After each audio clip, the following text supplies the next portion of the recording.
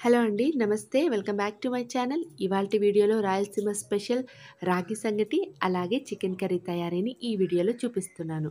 ముందుగా దీనికోసం అయితే లావుగా ఉండే రైస్ తీసుకున్నాను. వీటిని బాగా నీట్‌గా 2-3 టైమ్స్ కడిగి, ఒక గ్లాస్ రైస్‌కి 4 గ్లాసుల వాటర్ తీసుకొని, కడిగి పక్కన పెట్టుకోవాలనమాట. ఒక హాఫ్ అన్ అవర్ నానబెట్టుకుంటే సరిపోతుంది. ఈ గ్యాప్‌లో చికెన్‌కి కావాల్సినవన్నీ రెడీ చేసుకుంటాను.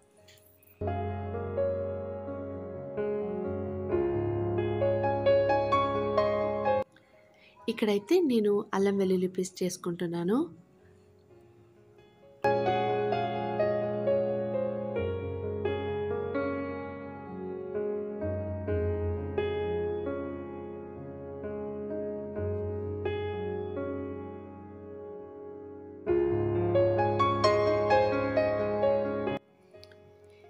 ఇప్పుడు 4 లవంగాలు, 2 యాలకులు, ఒక చిన్న దాల్చిన చెక్క తీసుకొని దంచుకోవాలి. ఇందులోనే వెల్లుల్లి కూడా వేసి దంచుకుంటున్నాను.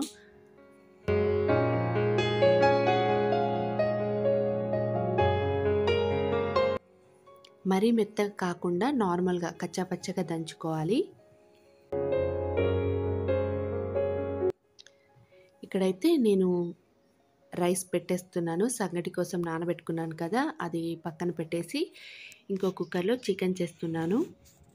ముందుగా ఆయిల్ వేసుకొని, ఆయిల్ వేడెక్కిన తర్వాత మనం ముందుగా దంచి పెట్టుకున్న మసాలా ఇంకా వెల్లుల్లి వేసి ఫ్రై చేసుకోవాలి.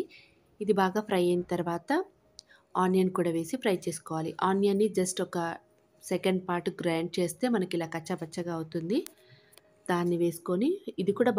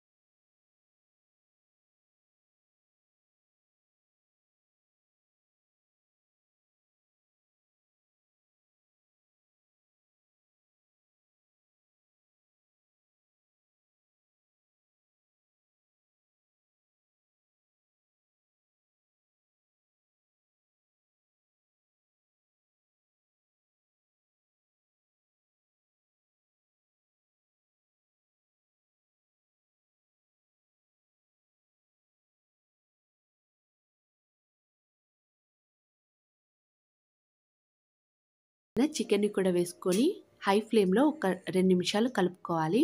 ఆ తర్వాత మన రుచికి తగ్గట్టు ఉప్పు, కారం వేసుకొని కొన్ని వాటర్ యాడ్ చేసుకొని కుక్కర్ విజిల్ పెట్టుకోవాలి.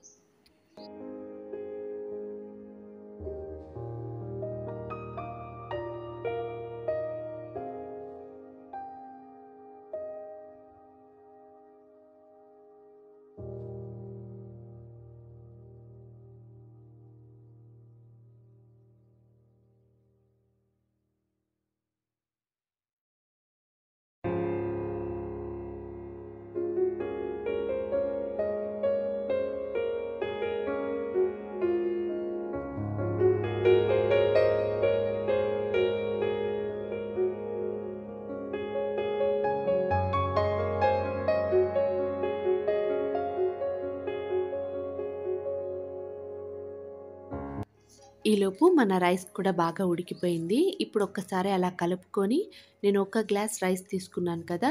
సో 2 గ్లాసుల రాగి పిండి తీసుకోవాలి. ఇలా ఒక్కసారి వేసేసుకొని మన రుచికి తగ్గట్టు ఉప్పు కూడా వేసుకొని మూత పెట్టుకోవాలి.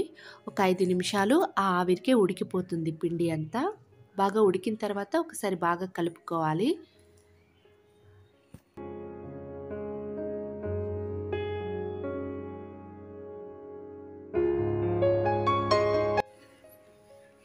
ఇలా బాగా కలుపుకున్న తర్వాత ఒక 2 నిమిషాలు మూత పెట్టి ఉంచుకోవాలి. ఆ తర్వాత వీటిని చిన్న చిన్న ముద్దలుగా మనకి నచ్చిన సైజులో చేసుకోవాలి.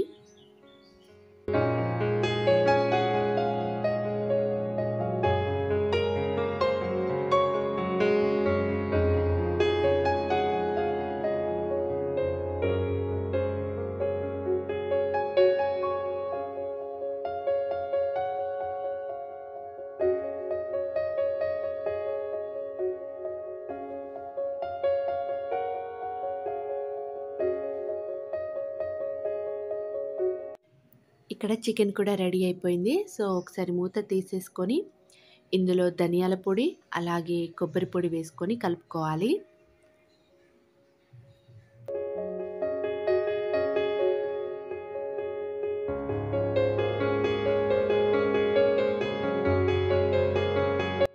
అలా 5 నిమిషాలు ఉడికిన తర్వాత చివరగా కొత్తిమీర ఆకు వేసుకొని స్టవ్ ఆఫ్ చేసుకోవాలి.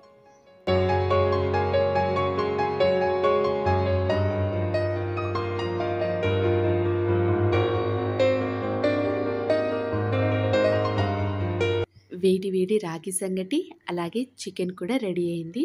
సో, దీంట్లో ఒక టేబుల్ స్పూన్ కరిగించిన నెయ్యి కూడా వేసుకొని సర్వ్ చేసుకుంటే సరిపోతుంది. ఇదండి ఇవాల్టి వీడియో. ఈ వీడియో గనుక మీకు నచ్చితే ప్లీజ్ ఒక లైక్ చేయండి, షేర్ చేయండి.